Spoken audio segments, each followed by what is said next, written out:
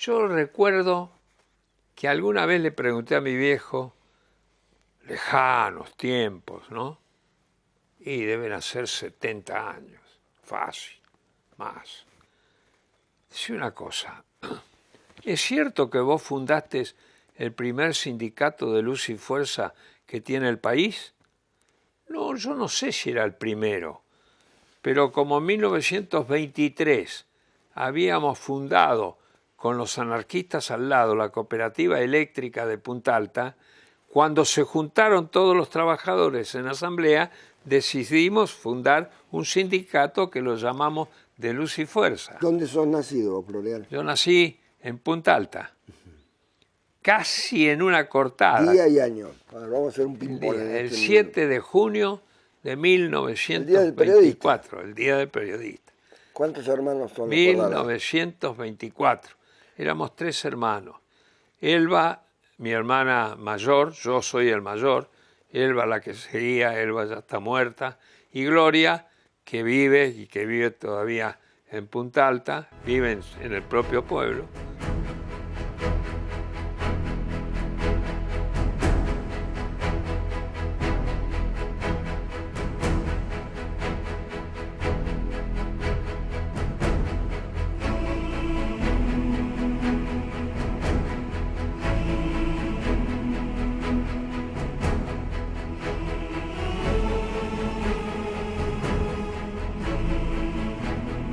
Hablando de la década del 60.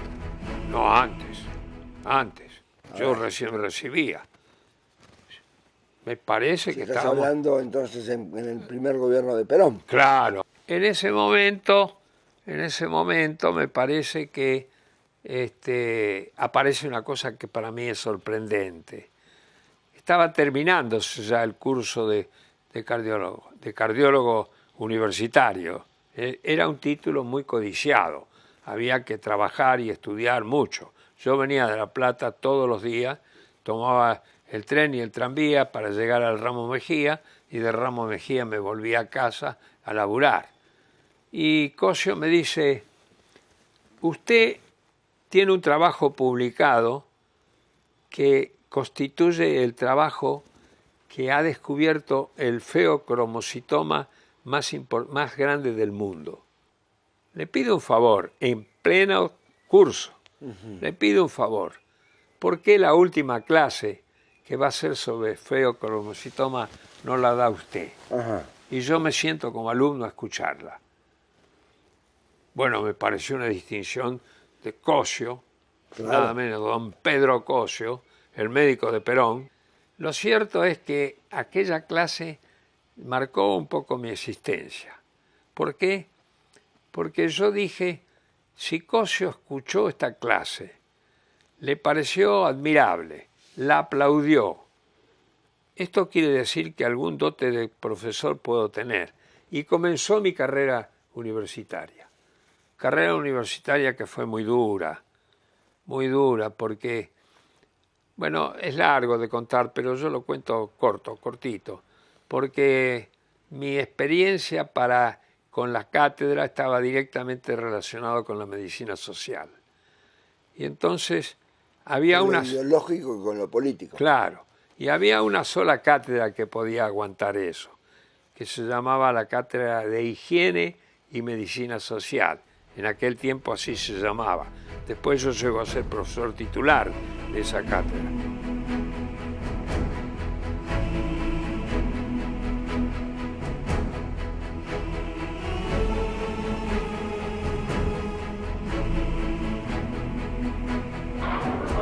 En el día de las fechas estamos todos aquí reunidos para dar inicio al acto de inauguración de los consultorios y del aula de la Residencia de Medicina General de 3 de febrero en este centro, el Centro Materno Infantil número 1. Y bueno, y contamos con la grata presencia del doctor Floreal Ferrara, una eminencia en el campo, en el ámbito de la salud. Así que bueno, estamos todos emocionados. Un fuerte aplauso.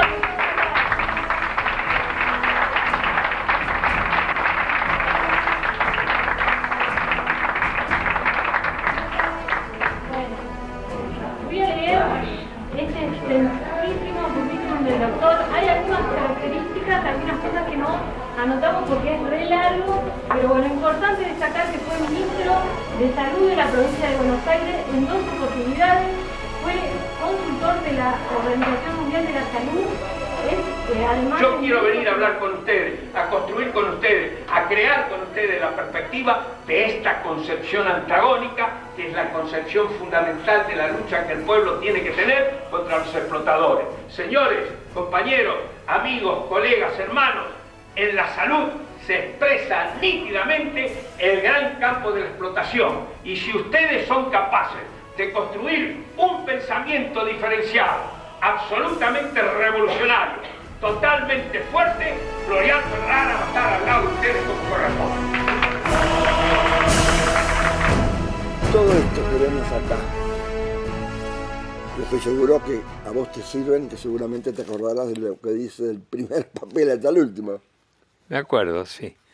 No tanto como debía. Pero lo tenés dominado. Vos tendrías que escuchar la dolorosa historia de mi biblioteca. ¿Qué pasó? Yo llegué a tener 15.000 volúmenes. 15.000 volúmenes. Llegaron una noche, yo me había ido ya esperándolas, vino mi hijo a buscarme. ¿Qué estás haciendo hasta ahora acá? Estaba regando las plantas. No, venite para casa, vamos, venite. En cualquier momento te vienen a buscar. Estás hablando de marzo del 76. Claro, claro. Bueno, efectivamente esa noche fueron a buscarme. Y se encontraron que yo no estaba. Sospechaban que me podían encontrar, pero no me encontraron. ¿Qué hicieron? Lo primero que vandálicamente que podían hacer es ver cómo liquidaban la biblioteca. Entonces, agarraron las bibliotecas de las que estaban en mi consultorio, que era la otra parte de la clínica, de la quinta, las tiraron todos al piso. No encontraron nafta, pero había fuel oil, que era la energía con la que movíamos la pileta de natación. Claro. Rociaron eso y le prendieron fuego. Deben haber quemado tal vez 2.000, 3.000 ejemplares. El resto quedó chamuscado, algunos de ellos se salvaron y nada más. Y rompieron todo lo que pudieron, todos los vidrios, las puertas, todo, rompieron todo lo que pudieron. Al día siguiente, mi hijo me va a buscar en el aguantadero donde yo estaba, que era un lugar de amigos, y me dijo, te tenés que ir, viejo, no te podés quedar. Anoche te fueron a buscar, destrozaron la casa, da miedo verla, da lástima, de manera que andaste. No me fui de Argentina, no me voy a ir de ninguna manera, dije, voy a morir acá. Cosa que le dolía enormemente a mi mujer porque ella realmente lo que quería era salvarnos. No me fui. Yo les puedo decir que no hay ninguna alternativa de construcción del poder popular sin la militancia. Aquí no hay ideología, aquí no hay concepciones, aquí no hay ninguna posibilidad teórica de construir el poder si no es salir a construirlo con una teoría revolucionaria y con una militancia revolucionaria.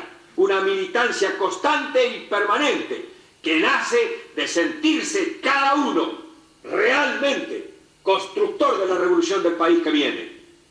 Y si la construcción que queremos hacer está pasando por la mediocridad de encontrar la alternativa de salvarnos o la alternativa de encontrar algunas soluciones mediadas, chiquititas, cambiar algo para que nadie cambie, aquí no se salva ni Dios.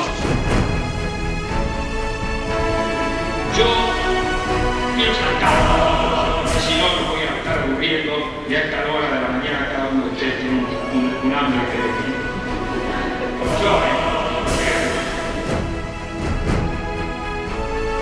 yo creo que es absolutamente imprescindible que este Congreso, y conjuntamente con este Congreso, de ahora en más y para siempre, se instale en la comunidad de los médicos generalistas la discusión entre médicos generalistas y médicos de familia.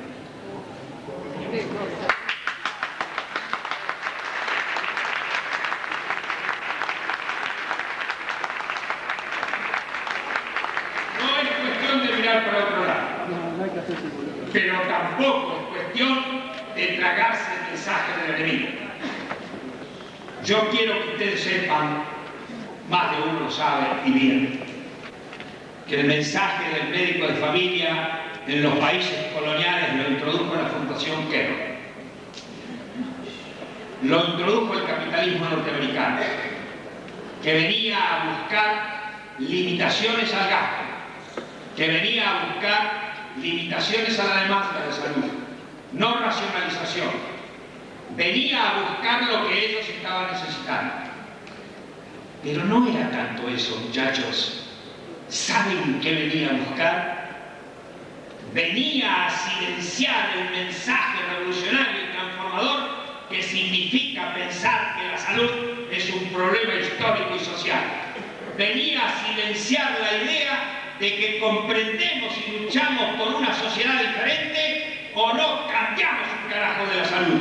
Venía a silenciar esto que hizo a la generación del 70 en la que ustedes nacieron, esta generación diferente de la salud, y que hoy, lenta y paulatinamente, por los mensajes, por las necesidades, por todas estas cosas, por los desaparecidos, muchos de los cuales eran compañeros de ustedes, vinieron a silenciar este mensaje transformador, revolucionario, rebelde que tenía la medicina generalista. ¿Y quieren que se lo diga con toda la letra? O la medicina generalista es una medicina de la revolución o no sirve para un carajo. Entonces,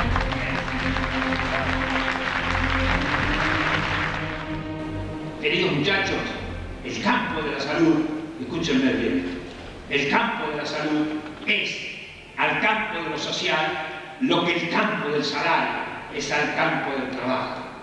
Estamos en el medio del combate, como diría Kant, enfrentando las contradicciones que tenemos que identificar para poder mantener el poder y ser posibles de transformar la injusticia en equidad. Déjenmelo decírselos así. Lo quiero decir como lo he dicho en el último libro, con un mensaje filosófico.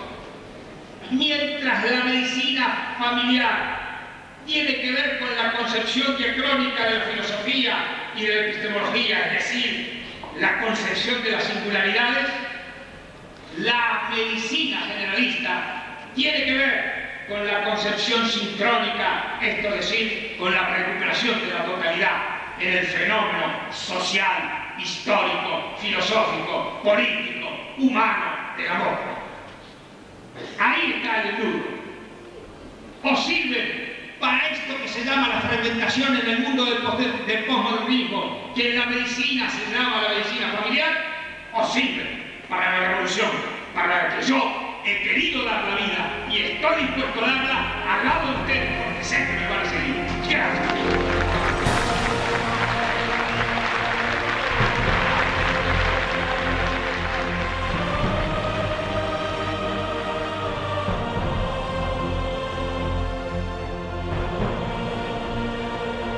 Carrillo fue, sin duda, el único y el mejor ministro de Salud que tuvo la República, que fue sin duda, sin ninguna duda, negro, mofletudo, cabecita negra hasta la gran puta, así lo digo, hasta la gran puta, pero honrado con Perón como nadie.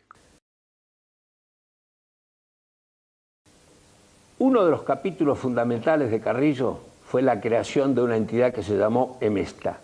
EMESTA representa la sigla de la Empresa del Medicamento del Estado Argentino.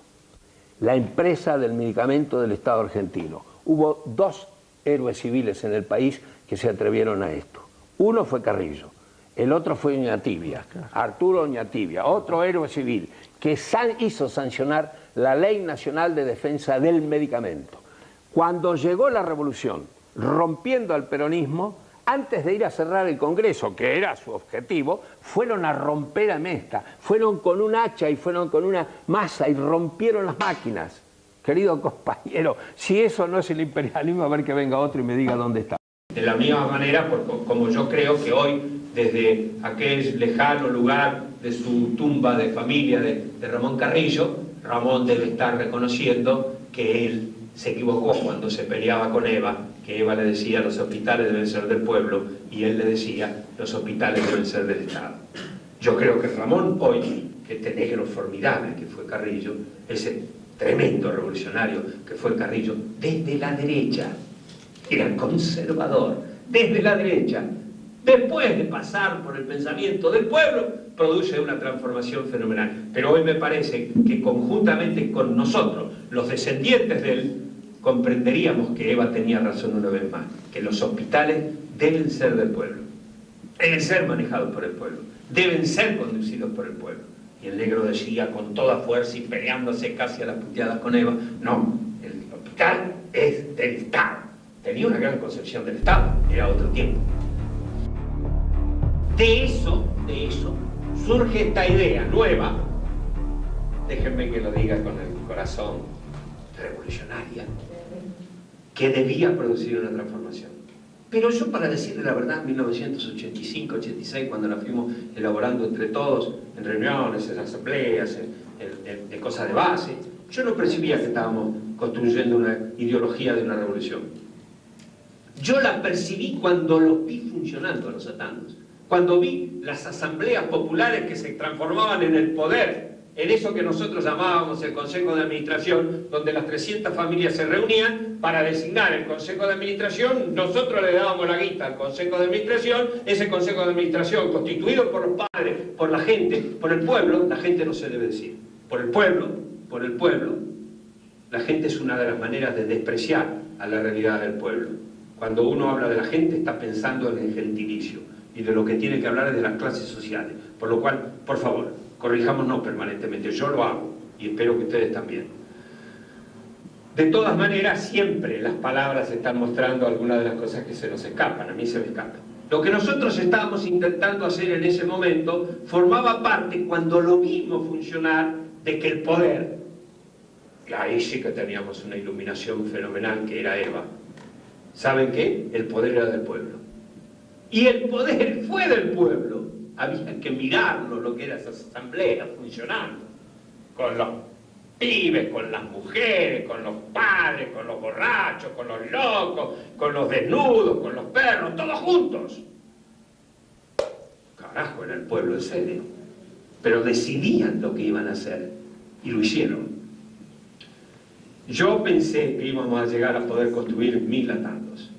Si hubiéramos logrado construir 1000 atandos, hubiéramos tenido 1,5 millones de bonaerenses trabajando para su propio destino. Llegamos a construir 150, de los cuales funcionaron bien 100. Cuando eso se vio funcionar, se sintió que había el rugido de una cosa nueva. Y yo ahí percibí que había una revolución en marcha. Era en el momento culminante en que el enemigo había encontrado el argumento para hacerme pomada. Y me hizo pomada. Yo estoy seguro que esto no se va a olvidar. Yo estoy seguro que va a renacer, porque tengo la convicción profunda y lo veo cotidianamente cuando me encuentro con la realidad, cuando recorro la provincia, cuando miro los hospitales, que lo estoy haciendo todos los días o casi todos los días. Tengo la convicción que nosotros plantamos una revolución, que es la primera revolución que se produce después de la profunda revolución de Ramón Carrillo, que se llamó la revolución de la capacidad instalada. La nuestra es la revolución de la participación, que todavía no está hecha en Argentina, pero es el capítulo que viene para adelante. Yo fui con una convicción. El gobierno no era muy distinto de este, ¿eh? No se equivoque. Era un gobierno fraudulento, un gobierno coimero, un gobierno repleto de corrupción. Era mi gobierno, pero no soy ningún boludo para darme cuenta que esto existió. Y tengo que decirlo. Por eso sigo siendo pobre como las ratas, pero no me preocupa eso. Entonces, yo volqué esto dentro del poder. El poder me dejó hacer. Me miró como juguetonamente diciendo qué pedazo loco que es este tipo. Y me dejó hacer hasta que vio que esto realmente crecía. Y no crecía por mi capacidad, crecía por la capacidad del pueblo.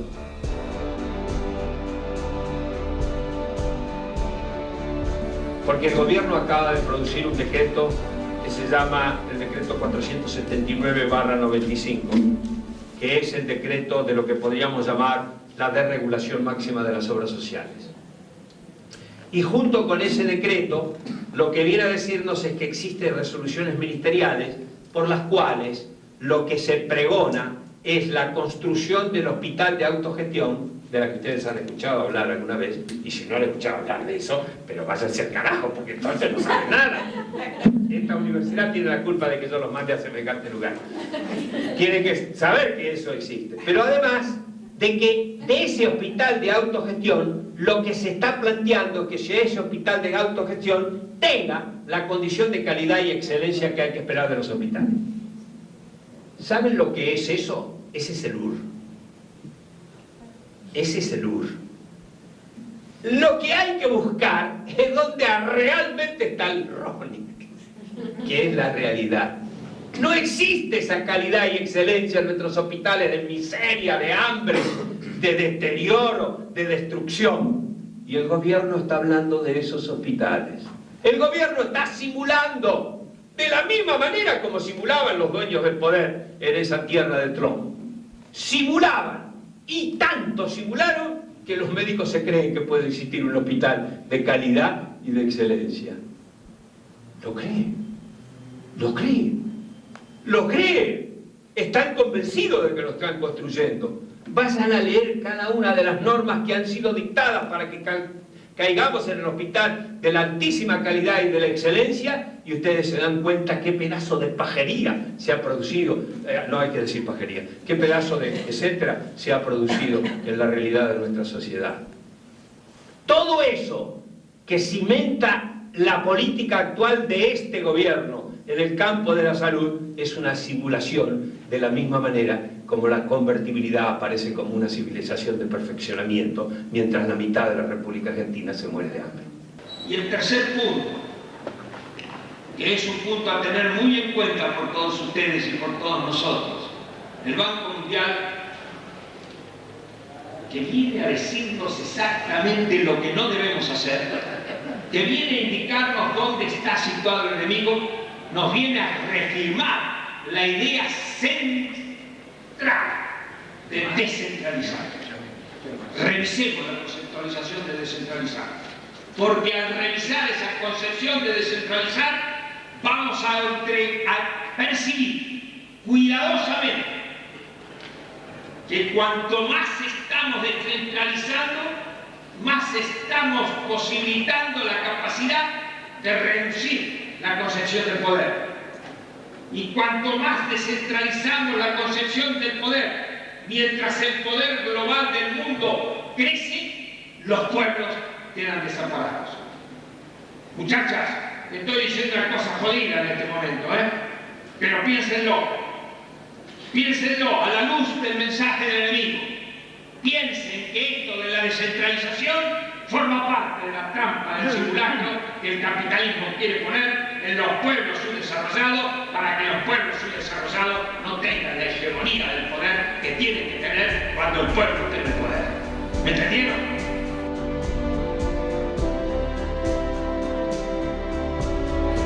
¿Qué es el consenso de Washington? En noviembre de 1989, es decir, en plena crisis de la deuda, es decir, en pleno momento donde los bancos del mundo comenzaban a temblar porque no había respuesta para la deuda que le habían otorgado los distintos países subdesarrollados del mundo, los economistas del establishment del capitalismo, es decir, los del Banco Mundial, los del Fondo Monetario Internacional, los economistas del gobierno de los Estados Unidos y tres economistas de los países latinoamericanos con mayor problemas en ese momento de la deuda, un argentino, un brasilero y un mexicano, se reúnen en Washington y discuten qué tiene que hacer el mundo con relación a la economía, sobre todo qué hay que darle como carta de dirección a cada uno de los gobiernos del mundo, que en buena medida estaban respondiendo fielmente a este Estado capitalista. Y producen este documento que nosotros hemos denominado para Argentina el Decálogo de Washington, y que para mirarlo en términos políticos le hemos dado el calificativo del segundo estatuto del coloniaje. Yo no sé si ustedes recuerdan, si no recuerdan en la historia argentina hay un acontecimiento que Arturo Jauretche llamó el primer estatuto del coloniaje, que fue el pacto que sobre las carnes argentinas se firmó en Londres sobre cómo debía venderse y comprarse las carnes. Estaba resolviendo Londres lo que iban a hacer con nuestro esfuerzo y firma el pacto que se llamó Roca-Russellman. Este segundo momento, que es el decálogo de Washington, debe ser considerado el segundo estatuto del coloniaje para Argentina y seguro el estatuto del coloniaje para Latinoamérica, porque de ahí va a salir todas las políticas con las cuales se va a dirigir esto, que constituye hoy un episodio trascendental de nuestra sumisión como pueblos, de nuestra sumisión realmente al servicio de la economía. Quiero hacer un entre paréntesis chiquitito.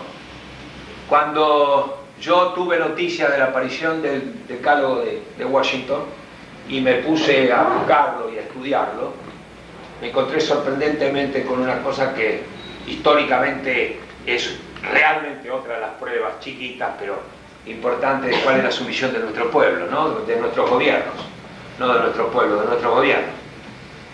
Yo dije, este estatuto lo menos que debe ser es que está en la biblioteca del Ministerio de Economía. Gobernaba en ese momento el Ministerio de Economía el que va a ser gerente del consenso de Washington en nuestro país, que es Caballo. No estaba. No estaba. Una biblioteca del Padre y Señor Nuestro, no una bibliotequita, ¿eh? No, una biblioteca del Padre y Señor Nuestro. Pasé con 2 compañeros de investigación junto conmigo 3 o 4 días en la computadora, buscándolo por acá, buscándolo por arriba, buscándolo por abajo, y conseguir después que se dieran cuenta que estábamos con una gran desazón, que los trabajadores de la biblioteca y los investigadores de la biblioteca se aliaran con nosotros y lo buscaran junto con nosotros. No estaba. Entonces dije, bueno, si no está en la biblioteca del Ministerio de Economía, seguro que está en la biblioteca del Banco Central. No estaba. No está en la biblioteca del Banco Central, pero seguro que está en la Biblioteca Nacional. No estaba. Pero entonces está en la biblioteca del Congreso. No estaba. Pero entonces no estaba en ningún lado. No estaba. Es que le pasó lo mismo que al pacto Roca-Russellman. Se conoció el día que se enunció. Después, el único tipo que lo va a descubrir es Lisandro de la Torre, con el cual inicia su prédica memorable en el Senado de la República. No estaba. Pero no hay peor situación para un investigador, y sobre todo un investigador político y social, que no encuentre la presa para que la presa se convierta en un boloch, en un tabú, en una cosa burúsica casi, de buscarla y buscarla desesperadamente. Y tuve un razonamiento con algunos de mis compañeros de investigación que me parece que fue realmente genial. ¿Dónde puede estar? Tiene que estar en la biblioteca de los enemigos. ¿Y cuál es la biblioteca de los enemigos? Hay 2, dije. Seguro que hay 2. Una es Harvard. Después les cuento por qué. Una es Harvard. Y la otra, seguro, es la biblioteca, digamos, la biblioteca de los Estados Unidos. En la biblioteca de los Estados Unidos no estaba, pero en Harvard sí. Pero en Harvard sí. Cuando llega nuestra infiltrada, porque era una muchacha, a buscarlo, le dice, no, esto no se presta. Ah, no se presta. No, si es un libro de 400 páginas y es casi un libro secreto, pero está en la biblioteca. Sí, está en la biblioteca. Era una muchacha. Utilizó todos los fenómenos de seducción que se podía utilizar. Lícitamente. Pero utilizó uno que no puede fallar, la guita. Entonces se lo prestó desde un viernes a las 8 de la noche, cuando se cerraba la biblioteca de Harvard, hasta un lunes a las 7 de la mañana, que se abría la biblioteca de Harvard. Entonces lo fotocopiamos. Esta es la razón por la cual tengo el documento conmigo. Esta es la historia del documento. Ahí cierro los entreparéntesis.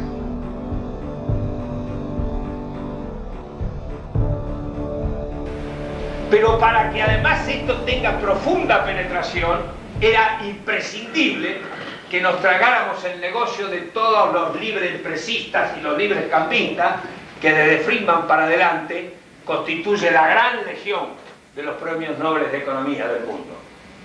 Y eso se fue tragando. ¿Desde dónde? ¿Quién lo preparó? ¿Quién lo hizo esto? Desde las universidades. Si las universidades de las que somos hijos muchos, no hijos de puta, algunos nos dimos cuenta, pero de las que somos hijos nosotros, las universidades prepararon desde la introducción del pensamiento liberal de la ideología para adelante, desde Tracy para adelante, prepararon este mundo en el que seguramente se pudo instalar este decálogo. Se pudo instalar porque estaba el pensamiento idealístico cuidadosamente sometido para que nosotros tuviéramos la facilidad de darnos cuenta que esto parecía lo mejor. Seguro que cuando uno observa con cuidado esto es capaz de tener, y de esto es de lo que nos jactamos algunos de los que pasamos por esas aulas, espíritu crítico, pensamiento crítico, es decir, concepción crítica. Y en esta concepción crítica también, aún en el seno de la ideología más recalcitrantemente ideológica, aparece la contradicción. Por eso salvo a Hegel. Porque al aparecer la contradicción, estoy permitiendo la aparición de la antítesis. Y estas dos cosas van a producir un hecho superador que va a ser la síntesis y de la que algunos de nosotros hemos ido a componer el campo de lo popular. Haber sido preparados por una universidad de la traición, haber percibido la condición inefable de la crítica, percibir la concepción de la tesis y la antítesis y comprender que somos la síntesis de un elemento superador que necesariamente se tiene que convertir después en antítesis y así sucesivamente, es lo que permitió a muy buena parte de nuestra inteligencia desde 1800, casi 10 diría, para adelante, en los formadores de un pensamiento popular que continúa a pesar de las derrotas que hemos sufrido. A partir de ese momento se darán cuenta, primera cuenta que se deben dar, que no hay solución individual. Pavada por la noticia, esto lo sabíamos antes, pero ahora está metido adentro. Como ustedes dirían, está introyectado. Y si está introyectado, la cosa ahora tiene otra fórmula. Segunda razón, empezarán a darse cuenta que se tienen que juntar con el vecino, con el amigo, con el compañero. Y ya cuando empiezan a ser dos, como siempre, cuando se empieza a ser dos, hay la perspectiva de que nazca el tercero. Si no, no hay esa perspectiva. Y en cuanto son dos, la multitud empieza a aparecer. Yo no estoy viniendo aquí para pregonar que agarren los fierros y que salgan a ser dos y que salgan a ser la multitud. Lo que sí vengo aquí con todo el deseo es de que ustedes, a partir de este momento, de hoy, con toda libertad, reflexionen sobre esto que los ha transformado a ustedes en el control del Estado. Un poco más o un poco menos, todos nosotros, cuando no somos capaces de plantear la cosa profunda de la que estamos hablando, somos parte de ese control del Estado.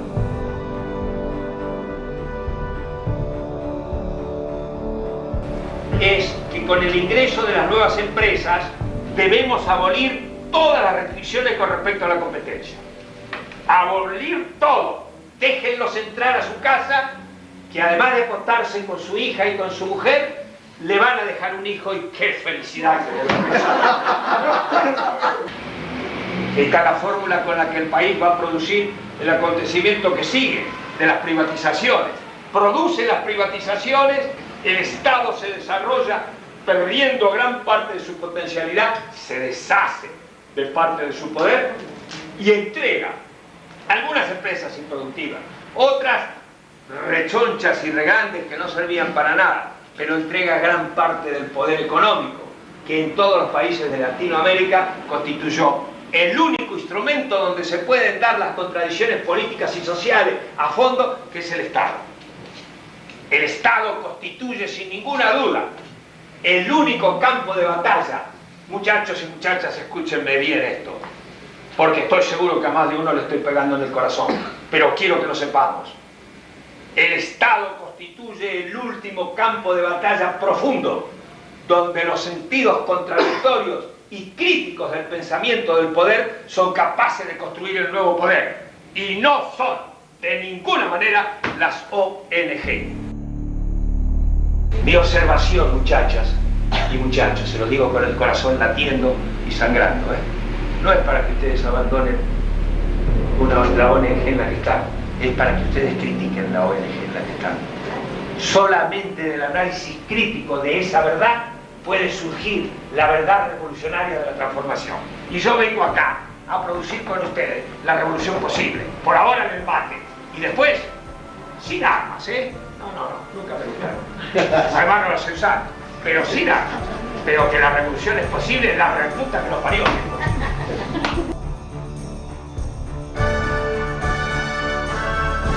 Si los hombres del trabajo, en cualquier situación que se encuentren en la inserción del campo productivo, pierden de vista al enemigo, que es el que forma parte de su sentido de pertenencia en el lugar donde se da la batalla, ese compañero está perdiendo la esencia de la lucha. Y le han quitado los glóbulos rojos. Y no le queda otro camino para no producir la otra violencia, la crítica y la muerte, al menos política, es inexorable. Tenía razón Kant cuando decía, en el campo de las ideas, hablaba de las ideas, no hablaba como estamos hablando nosotros en el campo de la política. Tenía razón, en el campo de las ideas, ese campo es un campo de lucha, siempre es un campo de lucha. Los liberales lo ocultan esto de Kant, que es su gran ídolo, pero lo ocultan. ¿Cómo va a hablar de lucha? Si habla de lucha, habla de conflicto. Si habla de conflicto, está hablando de contradicciones. Si habla de contradicciones, está hablando de clase. Y si está hablando de clase, es marxista. A la mierda con él. Lo que está pasando es un simulacro, que es el simulacro decididamente de la desregulación. No perciban que cuando los mando allí, ustedes están perdiendo el sentido de pertenencia a la clase social en la que están. Y se pierden el sentido de pertenencia a la clase social en la que están. ¿Qué carajo? Lo que están perdiendo es la posibilidad exclusiva de crecer en el nuevo viento del Tejote y de la Brava. ¿Me entendieron? Ah, menos mal.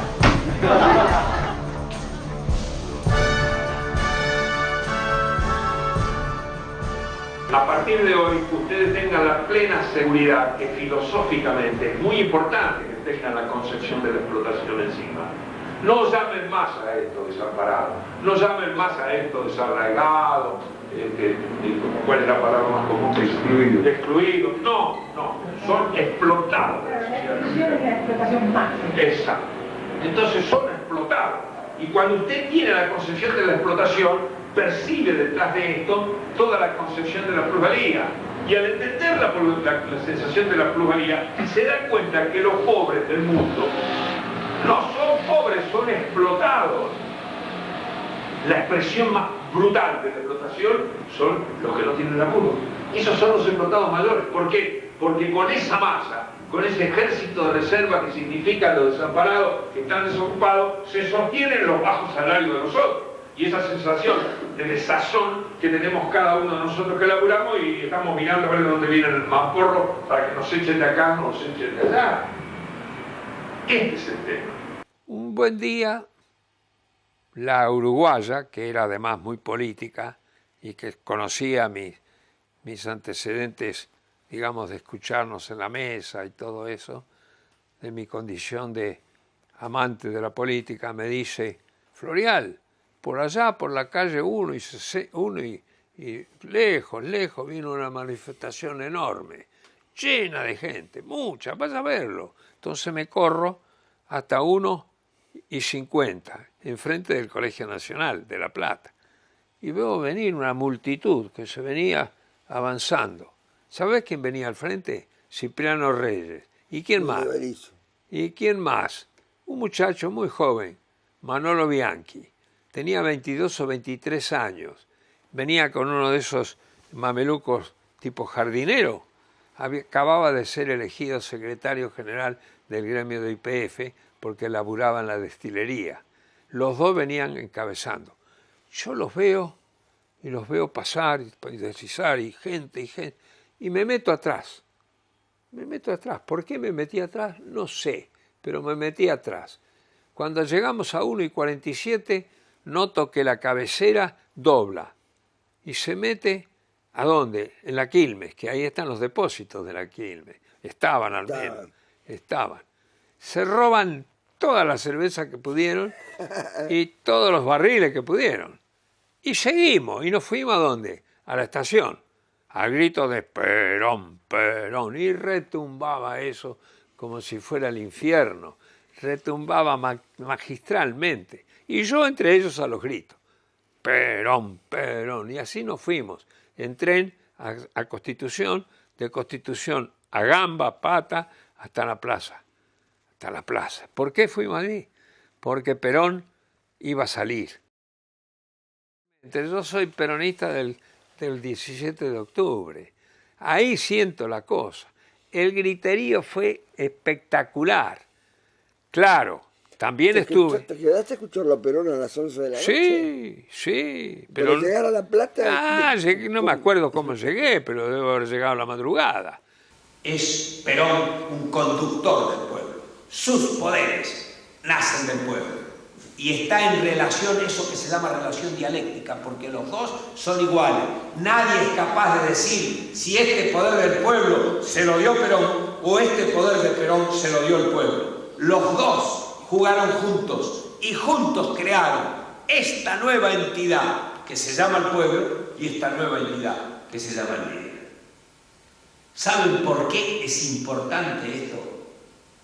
Porque cuando empieza a nacer esta relación del pueblo, el poder otorgado al líder y el líder otorgándole al pueblo, esa noche se cristaliza por primera vez en la historia política de Argentina el enemigo fundamental que los países del tercer mundo son capaces de crear para enfrentarse con el imperialismo.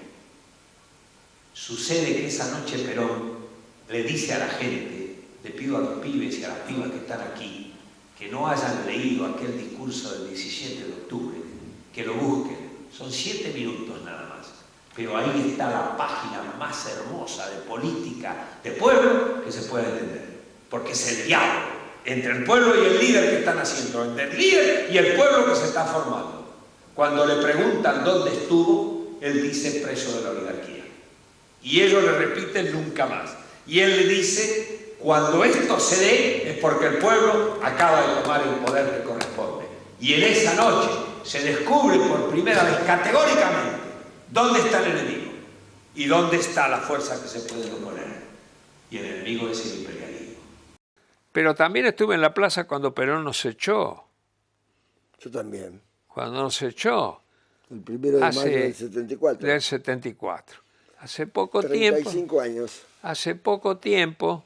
Me invitaron a dar una charla en ese boliche que se llama El General. Sí, en la calle Belgrano. En la calle Belgrano.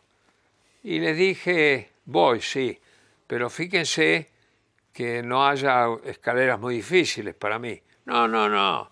El primer escalón tenía como 40 centímetros. Para subirlo casi me caigo. Bien, una vez que estuve adentro, le digo, bueno, pero denme una silla en algún lugar que esté frente a una fotografía de Perón. Quiero estar frente al general. Me traen un sillón, lindo sillón, ya desvencijado, medio viejo, pero buen sillón. Me siento allí, lo miro al general que estaba en un retrato allí grande y le digo, estimado general, yo soy uno de aquellos jóvenes imberbes que usted un día nos echó de la plaza. Bueno, la barba me ha crecido y ahora vengo a discutir con usted. Se vino abajo el teatro. Todos creían que yo iba a ser una cosa antiperonista. No, qué cosa antiperonista. Más peronista que nunca, pero diciéndole a Perón, nos echó porque éramos demasiado revolucionarios.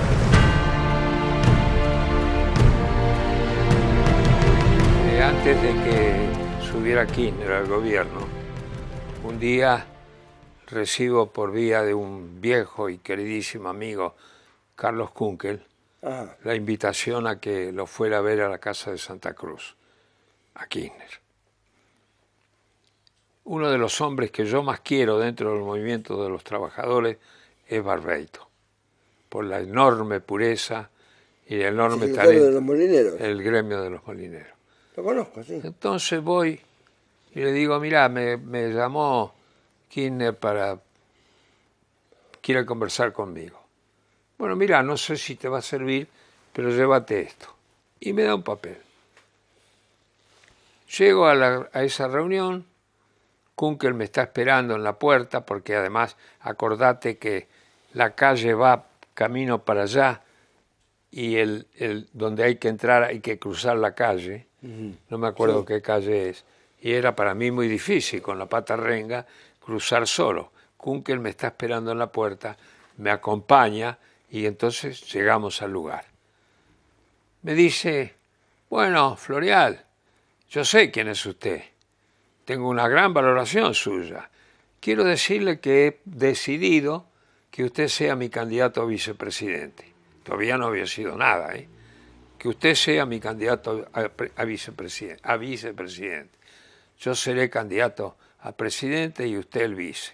No, le digo, yo no voy a ser el candidato a vicepresidente suyo. ¿Por qué? Porque tengo esto en la mano. Y tenía una boleta de depósito de $30 millones a favor personal de él que habían depositado los petroleros. Y él me dice, dámela que es mía. No, ¿para qué la querés si vos tenés el original? Yo tengo una copia de eso. Y además te voy a decir una cosa. No me la dieron como vos estás diciendo. A vos te la dio el hijo de puta de Duhalde. Todavía no había arreglado con Duhalde. No, le digo, a mí ninguno de los líderes me da nada. Los trabajadores me dieron esto. Son los trabajadores los que son mis amigos. Porque yo, como Eva, creo que solo los trabajadores salvarán a los trabajadores, ¿entendés? Y lo creo a pie juntos.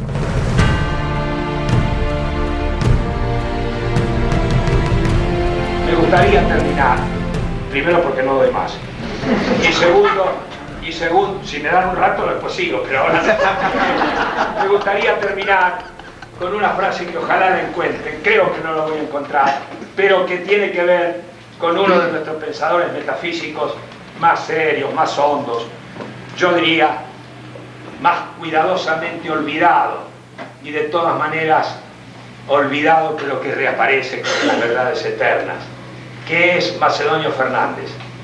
Macedonio, este viejo fenomenal que le enseñó a decirle a Discépolo, no te preocupes, el cuerpo no existe. El cuerpo no existe, le dijo Macedonio. Y Discépolo, este personaje de la noche porteña, pero del pensamiento profundo, hondo, de nuestra realidad social, un día, muy mal, con un cáncer de pulmón por todos los lados, porque fumaba como un descosido, está viendo pasar la procesión de gente por un 31 de diciembre, a los gritos, contentos, y él estaba muy mal. Y llegó el enfermero y le dice, Santos, tengo que ponerle la inyección. Era un delirio cada vez que hay que ponerle la inyección porque estaba muerto, ya pesaba 35 kilos. Se levantaba para ver ese espectáculo que no se quería morir sin verlo.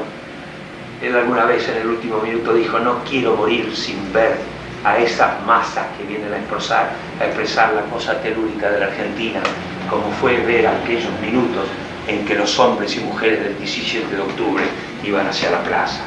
¡Qué pedazo de pensamiento! Las fuerzas telúricas del país arrastraban por ese delirio que significaba ir a buscar al general.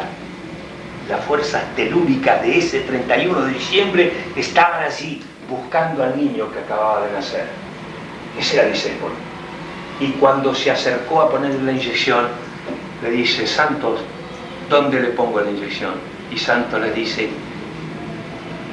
ponémela en el sobre todo, que es el único lugar que me podés pinchar. Y se estaba muriendo. Y aún en ese momento creaba de nuevo la concepción de la nada. Escúchenlo a Macedonio, que fue el que le inspiró esto. Todo se ha escrito, todo se ha dicho, todo se ha hecho. Oyó Dios que le decía, y todavía no había creado el mundo, todavía no había hecho nada.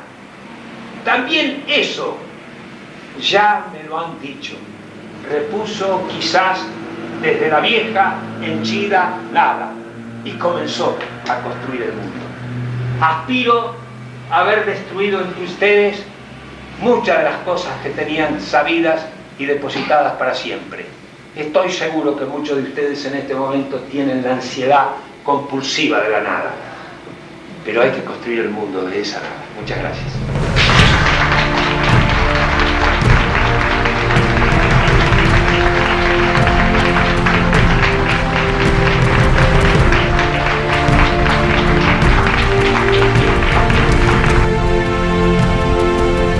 Yo vine hoy a sembrar vientos y tempestades, no. Vine a sembrar el viento y la tempestad de la revolución porque creo en la revolución como los 74 años que tengo. Y porque tengo 50 años para ofrecerles de muestra, es que vengo a decirles, muchachos, o laburan para la revolución o están prostituidos. Y la prostitución es, por ahora, una de las exclusiones más jodidas que tiene la civilización. Ahora sí me voy porque no puedo más. Chao.